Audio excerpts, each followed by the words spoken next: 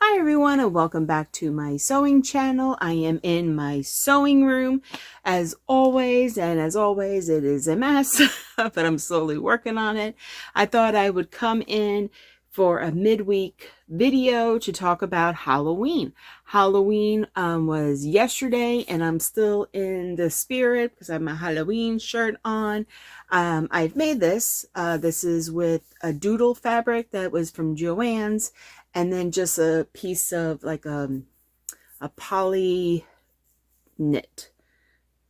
Yeah, orange. It has a shiny side and a not so shiny side. I really didn't want to be too loud, so I did the not so shiny side on the outside, and the shiny side is on the inside. I will link the video to this shirt. I had made 2 shirts in the same style in 1 week on a Friday Sews video, so I will put that down below if you care to watch it. I am here to talk about my daughter's costumes. My first one is my oldest. She told me a week before Halloween that she wanted to dress up. She had an idea of something she wanted to be, but then changed her mind, and then she wasn't going to dress up. She was just going to reuse a costume from last year. And then like a week before Halloween, she's like, I really would like to be a dragon, but not just any dragon. She wanted to be like if she turned into a dragon. So she didn't want a full dragon costume. She just wanted it to look like she turned into a dragon. So I will post a picture here. I am hiding her face because she does not want to be shown on camera, which is, naturally fine. What I ended up doing is I ended up making scales to go from her head down her back, and then I also made a tail. At first I had it all as one piece, but then it wasn't laying right, and I think this one looked a little better because then you can see a lot of her outside of this costume. Like the costume is not overbearing, so it kind of looks like she turned into a dragon. We wanted to make some wings, and we bought fabric for wings, but we didn't get a chance to make it. Ran out of time because when she, like I said, she wanted to be a dragon, excuse me, like a week before Halloween, and I was still working on my other daughter's costume. Now, my other daughter wanted to be this person for a couple of months, but it was kind of hard for me to wrap my brain around what was going on. I will show you a picture of the inspo here. The inspiration, it is apparently a character in a video game. I can't pronounce it. I guess maybe I'll put the name of the video, the character and the video game that it comes from. So I did my best to do an interpretation of that. Now, I've said in a lot of my other videos, these characters or anime or video game characters, they're kind of hard to replicate in the real world because, it's a drawn figure. So sometimes you just have to take what's the most important pieces, most recognizable pieces, and work with that. So here is a picture of what she looked like when it was all done. Now, she did help a great deal with this costume. We worked together pretty much the whole time, asking her, do you want me to do it this way? Do you want me to do it that way? Is this what it's supposed to look like? How is this supposed to be? And she also completely did her headband, head piece. We bought flowers from the dollar store. She painted it. She created that whole headband, and she also created the bands around her arms. We did that with feathers. I sewed the band and attached the feathers, but I didn't do such a good job on it, so she had to fix it. And we did the flowers. They're dollar store flowers that she painted to correspond with the outfit. And then she also decorated the belt of the skirt with some of the flowers and the leaves, and did the painting and the putting together.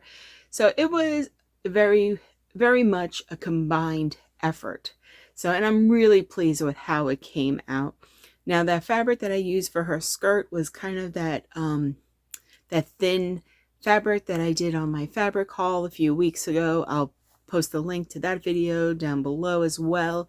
The fabric was pretty easy to sew, but it frays like nobody's business. So I had to do some extra steps as I did for the belt, and I gathered up the waistband to make the ruffles in the back. After I got it all gathered and nice, what I did is I made kind of like my own bias binding in the black fabric and tried to encase all those edges into that black fabric to help secure it and support the weight of the fabric, so that hopefully to limit some of the fraying around the waist and with the belt. So she was very happy with it. We went to a trunk or treat on Friday before Halloween. We went to a trunk or treat on Saturday before Halloween. And then naturally we went around the neighborhood yesterday to do trick or treating. We had a lot of fun. It was unseasonably chilly being in the South, so I did have to wear a jacket. She didn't wear a jacket. She's always so hot. So being dressed up and having a little bit of a chilly evening was kind of a good combination for her. My oldest daughter, the one that was the dragon, she actually ended up going with an old owl costume. I will put that a link to that video of me making her owl costume down below. So she only wore her dragon costume on the Friday for the trunk or treat. So that's how I was able to get those pictures of her. She was very happy with it, and it was pretty easy to wear. Just went over her. I attached it to her with elastic around the head, elastic like around the like her below her chest for the actual piece that went down the back, and then for the tail I had that around her waist. And for the tail, we used a pool noodle. I was kind of surprised that they still had pool noodles in the dollar store. So when I saw that, I knew that we had to get that for her tail. So it had to be very creative. I didn't have a pattern for that dinosaur, dragon. I keep saying dinosaur. It wasn't a dinosaur, it was a dragon. And then I also used one of those Boo buckets from McDonald's Happy Meals, because she loves Happy Meals still. So I used one of those to cut out all the scales. I used that as my circle. And then not to be, not to compete with my daughters, but I also wore my Little Red Riding Hood costume, which is right here. I would post the link to that video down below. I made that for a library con that we went to probably 4 or 5 months ago, maybe. I don't remember when. But I got a lot of use out of that costume, so I thought that was great. And that was very comfortable. I used an Ellie and Mac pattern to make the dress, and I used, I think it was a Simplicity pattern. All the details of what I used to make that is in the video, which is linked down below. So I hope you enjoy this little extra video this week, because I really wanted to talk about my current Halloween makes. I do have some videos that I need to make regarding my past Halloween makes still. So I plan to do those very soon, because I really love to do cosplay. We are really big into costuming, and I'm probably going to be doing some more of that because my daughter actually wants to do it to be another character, and we plan on going to Ichicon, I think it is, up in North Carolina in January. So maybe we'll wear the costume that I just made her, or maybe we'll make another one. I don't know. We'll have to see.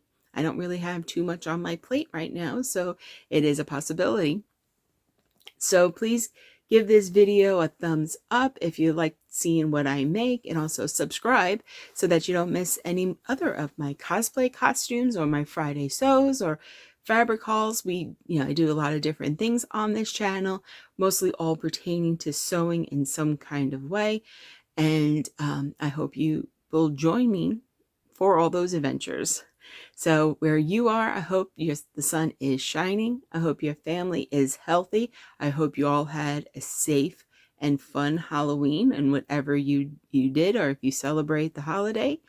And I look forward to seeing you guys again. Bye.